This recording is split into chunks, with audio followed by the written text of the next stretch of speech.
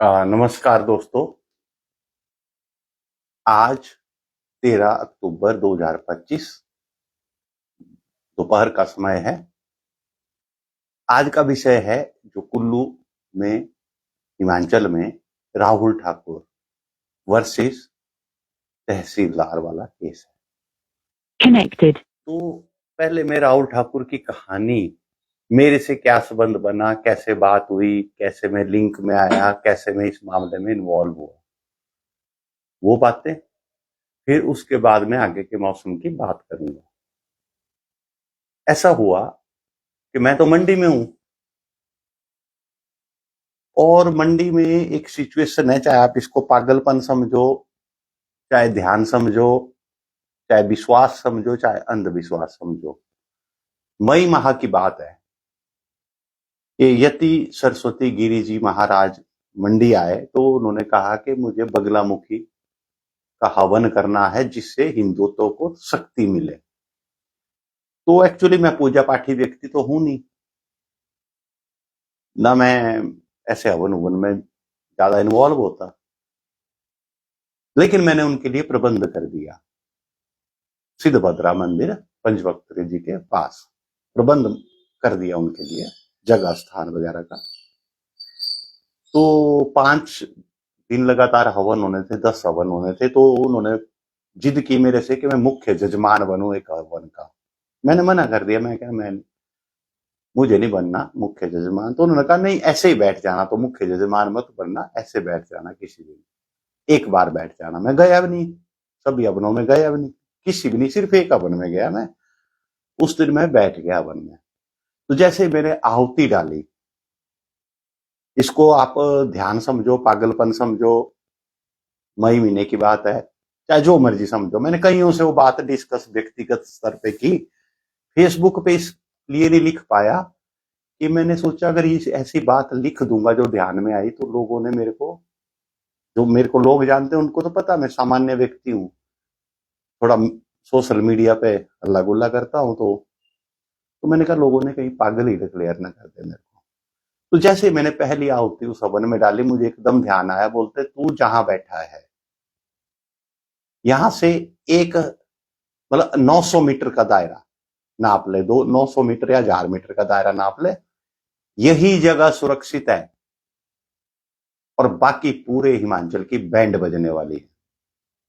तो मैंने सोचा पता नहीं आते रहते हैं ध्यान, क्या क्या बोलूं, मई महीने तो कुछ भी नहीं था, तब भी ऐसी घटना हुई थी। मैंने कई अपने क्लोज मित्रों के साथ ये बात सुनाई थी जुबानी, लेकिन मीडिया में नहीं लिखी थी।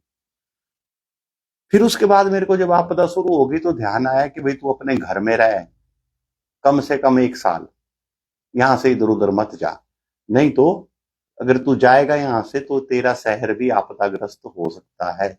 आने वाला समय भी अभी तो जून से चला, तो अगले जून तक का समय है ये, कि तू अपने घर में ही रह, नहीं तो तेरा शहर भी आपदा से प्रभावित हो सकता है। तो उसके बाद मैंने सच्ची देखा कि मंडी शहर में जहां मैं बैठा था पंचवक्त्र मंदिर के पास, उसके अराउंड 900 1000 मीटर का दायरा बिल्कुल सुरक्षित रहा, लेकिन बाहरी हिस्सों में नुकसान काफी हुए। उसके बाहर जैसे जेल रोड, वो 1000 मीटर से दूर पड़ गया, एरियल डिस्टेंस सैन, वहां नुकसान हुआ, बिजली नुकसान हुआ। तो मेरी स्थिति है कि मैं अगले जून तक घर से हिलने वाला नहीं हूं। पहली बात, यहां बैठ के कुछ भी कर सकता हूँ, यहां बैठ के ज्ञान भी दे सकता हूँ, थोड़ा बहुत कुछ और हेल्प हो सकती है तो कर सकता हूँ। अब आते हूं मैं राहुल ठाकुर के विषय पर। ऐसा हुआ कि मैं तो घर में था, तो कुल्लू की एक घटना देखी, मैंने सोचा लाइटली, हर साल तो होता है ऐसा, हर साल होता है ऐसा। 2023 में भी हुआ अपमान, 2024 में भी उसी तहसीलदार ने अपमान किया, और 2025 में भी किया। बस वहां तक का वीडियो मैंने देखा जिस दिन वो अपमान हुआ। लेकिन उससे अगले दिन जैसे वीडियो देखा कि तहसीलदार साहब को देवलू राहुल ठाकुर, मतलब हाँ, उसमें भाई राहुल ठाकुर को खेल आ गई उन्हें देवता की, तो उसने टेंट में बोल दिया होना कि माफी मांगो। लेकिन तहसीलदार ने शब्द कहे कि अगली बार तेरे को नहीं, ये बातें मुझे किसने सुनाई, फिर बता दो। जिस दिन एफआईआर हो गई जिसमें राहुल ठाकुर जी का नाम, राहुल ठाकुर जो बच्चा है उसका नाम स्पेसिफिकली लिख दिया, बाकियों का तो ऐसे लिखा कि बाकी अन्य लोग भी थे। तो जिस दिन एफआईआर हुई, अब ऐसा है कि मेरा ज्योतिष के काम काफी है और दूसरे हल्ले गुल्ले वाले वीडियो, शंख चूड़ वाले भी बातें ज्यादा। एक मिनट कोई आया है, प्लीज मैं लाइव कर रहा हूँ, लाइव कर रहा हूँ, आ जाइए आप, यहाँ किनारे बैठ जाइए, यहाँ पर जैसे बैठ जाइए। 10 मिनट का लाइव है ना, तो वो वहां भी देखते होने वो लोग मेरे वीडियो या पोस्टें पढ़ते होने, तो उनको पता था कि ज्योतिष का काम करता हूँ। तो जिस दिन राहुल ठाकुर जी के खिलाफ एफआईआर हुई बच्चे के खिलाफ, तो उसके पास तो व्हाट्सएप भी नहीं था, नेट भी नहीं था, दूसरा बटन वाला मोबाइल होगा, तो उसने अपने किसी फ्रेंड के थ्रू मेरे से व्हाट्सएप मैसेज में लिखा कि मैं ऐसा ऐसा हूँ, राहुल ठाकुर हूँ, मेरी डेट ऑफ बर्थ ये है, टाइम ये है, और भाई मेरी कुंडली देख लीजिए, भाई मेरी तो बुरी हालत हुई पड़ी है, यहाँ मेरे खिलाफ एफआईआर हो गई है। तो मैंने उसी बंदे से राहुल ठाकुर जी का नंबर मांगा, तो मैंने उसको कॉल किया, मैंने बोला बेटा क्या क्या बात है भाई, वो तो मैंने पढ़ा भाई आपके खिलाफ एफआईआर हुई है। बोलता है एफआईआर हो गई है और समाज बटा हुआ अंदर, खासकर जो युवा लोग तो हौसला दे रहे हैं, लेकिन जो सीनियर लोग हैं देव समाज के पदाधिकारी हैं, जो अपनी इनकी जिला स्तर की कारदार संघ होता है, बोलते ये सब डरा रहे हैं मेरे को, भाई तेरे खिलाफ एफआईआर हो गई है, तू भाग जा, फलाना कर दे, ये कर दे, छुप जा, नहीं तो तेरे को पुलिस पकड़ के ले जाएगी, ऐसा हो गया वैसा हो गया, पता नहीं क्या क्या बोल रहे थे, उसको डरा रहे थे, वो डरा भी हुआ था। तो जैसे मैंने उसकी कुंडली पे नजर मारी, हालांकि उस टाइम नहीं, फटाफट मैंने कंप्यूटर में डाटा डाला, मैंने देख लिया भाई ये एक बड़े युद्ध की तरफ चीजें जा रही हैं और अंत में राहुल ठाकुर की विजय होगी, संघर्ष करना पड़ेगा।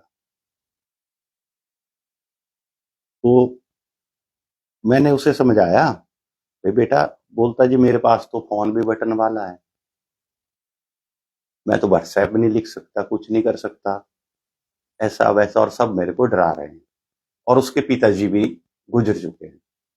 तो मैंने बोला बेटा पैसे हैं थोड़े बहुत, कहीं वकील करना पड़े, कागज पत्र का खर्चा करना पड़े, ऐसा वैसा, तो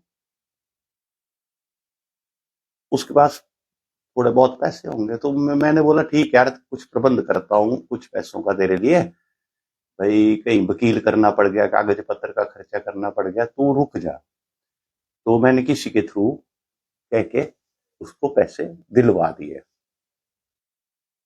क्योंकि मेरा तो सब कुछ बंद है अपना, थोड़े बहुत गुजारे लायक पैसे दिलवा दिए उसको, भाई कोई वकील कागज कुछ खर्चा, क्योंकि और मैंने उसे प्रॉमिस किया, मैंने कहा बेटा तू डर मत, तू अपने साथियों को जोड़ के रख, बाकी मैं कुल्लू के बहुत से लोगों से जुड़ा हुआ हूँ सामाजिक तौर पे अपने आंदोलनकारी तरीके से, तो मैंने कहा मैं सबको बोलता हूँ, वैसे लोग तो जागरूक थे, लेकिन मैंने बोला सबको भाई राहुल जी के साथ खड़े हो जाइए, क्योंकि वो देव समाज की, देवताओं की आस्थाओं के लिए एक, क्योंकि उसको खेल आ गई ना, वो बोलता, उसने कहा भाई मेरे को ना, जब तहसीलदार जी दोबारा सामने मिले, जब देवता का रथ से जा रहा था, तो कुछ वाइब हो गया उसके शरीर में, जैसे खेल आ जाती है ना, तो बोल दिया होना भाई देवता के सामने, भाई आप अपनी गलती कीजिए, माफी मांगो।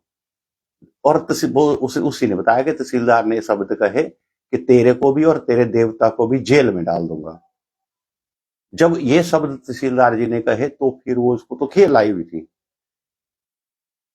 जब देवता की खेल आती है तो पता है, जिनको जिनको पता है, तो वो बेकाबू हो गया, उसने तहसीलदार को पकड़ के, बाकी देवलू भी भड़क गए और तहसीलदार जी को देवता के उस स्थल तक ले गए और माफी मंगवाई अधिकारियों के सामने, मामला खत्म हो गया।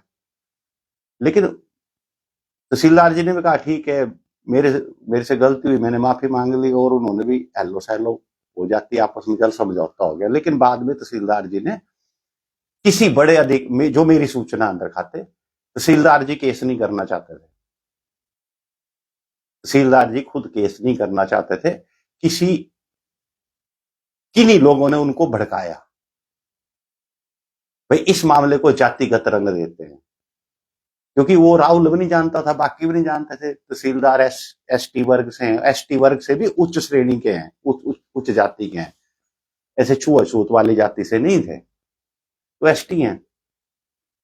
तो कुछ लोगों ने एक षड्यंत्र के तहत तहसीलदार जी को भड़काया कि ये केस बढ़ाते हैं और इसको जातिगत रंग देते हैं। आई थिंक, जो मेरी अपुष्ट सूचनाएं हैं, तहसीलदार जी केस नहीं करना चाहते थे। फिर मैंने तहसीलदार जी के लिए लेख भी लिखा भी, देखिए आप अगले साल रिटायर होने वाले हैं, देव समाज तो लगा रहेगा पीछे, तो एफआईआर करवा के ही मानेगा। अगर आपके खिलाफ भी एफआईआर हो जाएगी तो रिटायरमेंट बेनिफिट, पेंशन, सब चीजों में फर्क पड़ेगा और कोर्ट केस तो सदियों तक फिर कोर्ट में चलते हैं। तो तहसीलदार जी को भी मैंने एक लेख में प्रार्थना की थी कि भाई आप एक मेच्योरिटी दिखाइए, एक सम्मानजनक दोनों पक्ष समझौता करें और इस सामाजिक तनाव की स्थिति से कुल्लू जिला को मुक्त करें। लेकिन कुछ शक्तियां पीछे ऐसी हैं, जिसको हम लेफ्ट इकोसिस्टम कहते हैं, वो इस मामले को शांत नहीं होने देना चाह रही है। ठीक है। तो फिर जब, क्योंकि जब पहली बार मेरे से संपर्क हुआ तो मतलब बिल्कुल डरा हुआ था बच्चा, तो क्या हो गया, कैसे हो गया, उसको समझ ही नहीं। अब ग्रामीण परिवेश का बच्चा है, उसको किसी कानून की समझ नहीं, किसी चीज की समझ नहीं है, बस वो तो वही देवता की संस्कृति में भी खेल आ गई तो आ गई, क्या कर सकते हैं। वो तो उस परिवेश का बच्चा है, उसे तो इन चीजों का पता ही नहीं है कि हमारा समाज किस तरह से राजनीतिक टुकड़ों में एक दूसरे की टांगे खींचता है। अभी देख लीजिए, चलिए उसके बाद मैं तो चुप हो गया, मैं लेख लुख लिखता रहा राहुल जी के पक्ष में, लेकिन समाज, देव समाज पूरा और बाकी समाज, कुल्लू का स्थानीय समाज राहुल जी के साथ खड़ा हो गया। फिर देखिए इस लेफ्ट इकोसिस्टम की चाल, क्योंकि ये चाहते हैं एक सामाजिक तनाव बने, और उस सामाजिक तनाव को बनाने हेतु कुछ मीडिया चैनल्स ने एक मुहिम चला दी। ये परसों की बात है शायद, कि राहुल ठाकुर को गिरफ्तार कर लिया। राहुल ठाकुर को, जबकि राहुल ठाकुर तो अभी तक भी गिरफ्तार नहीं है, ताकि उसके गिरफ्तारी के समाचार फैलते ही देव समाज और ग्रामीण समाज भड़क जाए, और भड़क जाए, जातिगत रंग तो पहले दे दिया इन लोगों ने जानबूझकर, और भड़क जाए और कोई ऐसी शांति व्यवस्था भंग हो जाए जिससे इन लोगों का बेनिफिट हो। ये जो जिहादी सेकुलर ताकतें हैं, जो समाज को जातियों में लड़वा कर अपना वोट बैंक पॉलिटिक्स करना चाहती हैं। तो लेकिन प्रशासन को चाहिए कि इन झूठे चैनलों के खिलाफ भी कार्रवाई करे, कि वो क्यों ऐसा झूठ फैला रहे हैं। अच्छा, दूसरा अगला प्रश्न, अब एक पॉइंट में और बोलना चाहता हूं। कल मैंने एक लेख लिखा, उसका मतलब समझिए। मैंने कहा भाई देव समाज जो है प्रशासन के साथ कितना अच्छा व्यवहार कर रहा है, कि देवता जी ने अपनी पैसा भी दान दे दिया रेड क्रॉस को। फिर उसके बाद मैंने कुछ लाइनें, कारदार संघ होता है जो प्रशासन के साथ खड़ा हो गया, प्रशासन के साथ राहुल और बाकी देवलों के खिलाफ खड़ा हो गया, उनके खिलाफ मैंने बातें लिखी। लेकिन जिन देवता के विषय में बात थी, उन देवता से संबंधित कुछ लोगों ने इसको मिस इंटरप्रेट कर दिया, मतलब कम्युनिकेशन गैप हो गया। तो उन्होंने बहुत बुरे बुरे अपशब्द मेरे खिलाफ लिखे। ठीक है, व्यक्ति शत्रुओं की वाणी से आहत नहीं होता, लेकिन जब जिस समाज के लिए दिन रात एक कर रहा हूं, अगर उसी समाज के लोग कुछ बातें ना समझ ना आने के कारण पूरी तरह से इस प्रकार के अपशब्दों का इस्तेमाल करते हैं, तो हर्ट होता है। ठीक है। तो मैंने उन्हें कहा भाई जाइए, मेरे मेरे लिए आप देववाणी ले लीजिए देवता से कि मैं सही हूं या गलत हूं। तो तब भी उन्होंने अपशब्द लिखे कि तेरे तू फलाना ढमकाना ये वो। तो मैंने कहा भाई पूरी चीज समझ के बात कीजिए। तहसीलदार जी को भी यही सलाह है कि पूरी चीजें समझें, तथ्य तर्क समझें। क्योंकि एक बात है, एक मैं भी सरकारी नौकरी रहा हूं, मैंने भी बहुत चीजें देखी हैं, मैंने भी रिटायरमेंट देखी है। अगर मान लिया कोई भ्रष्ट अधिकारी भी है, उसने अरबों रुपए जमा कर लिया, करोड़ों जमा कर लिया, तो ध्यान रखना वो करोड़ों रुपए हवा में उड़ जाता है। बहुत बड़े बड़े परिवार देखे मैंने यहाँ, बहुत बड़े बड़े रिटायर्ड अफसर देखे, करोड़ों रुपए जिन्होंने भ्रष्टाचार का इकट्ठा किया था वो पानी में मिल जाता। अल्टीमेटली जीवन चलाने के लिए ईमानदारी की कमाई ही अपने काम आती है। वो पेंशन है, अपने रिटायरमेंट बेनिफिट्स है। तो मैंने तहसीलदार जी को भी सलाह दी भाई ध्यान दीजिए, अगर एफआईआर आपके खिलाफ भी होगी तो ये सारे बेनिफिट रुक जाएंगे, कई साल कोर्ट में केस चलेगा। एक समझदारी दिखानी चाहिए दोनों उन पक्षों को भी, ठीक है। लेकिन कानूनों का दुरुपयोग करके अपनी धौंस जमाना, क्योंकि तहसीलदार जी के साथ समाज तभी तक है जब तक उनकी पोस्ट है, उनके पास पावर है। अब देखिए पूरा रेवेन्यू डिपार्टमेंट इस टाइम हिमाचल में हड़ताल पर चला गया है, आज और कल पेन डाउन स्ट्राइक है। यार एक बच्चे ने, राहुल ठाकुर ने, एक बच्चे ने पूरा सिस्टम तंत्र, तो गिनीज वर्ल्ड रिकॉर्ड हो गया, ये तो इतिहास में लिखने वाली घटना हो गई। एक राहुल ठाकुर नामक बच्चे ने पूरे हिमाचल के सरकारी तंत्र को 2 दिन की हड़ताल करने पर मजबूर कर दिया। ठीक है, चलिए ये विषय इतना ही। अब थोड़ा आगे का मौसम बताता हूं। दिवाली के आसपास से, अब फिर वही शब्द इस्तेमाल करूंगा जिसका आप मजाक बनाते हैं, ठीक है। शंखचूड़ दैत्य दिवाली के आसपास दोबारा एक्टिवेट होने वाला है, इसलिए रिमोट इलाके वाले अपना खाने पीने का, ईंधन वगैरह का और कुछ टूल्स जो लाइफ सेविंग होते हैं उनका संचय कर ले। दिवाली के आसपास होने वाला है। पूरी एग्जैक्ट डेट बाद में दूंगा, अब ये बता रहा हूं। ठीक है जी, धन्यवाद। जय हिंद, जय सनातन, प्रणाम जी।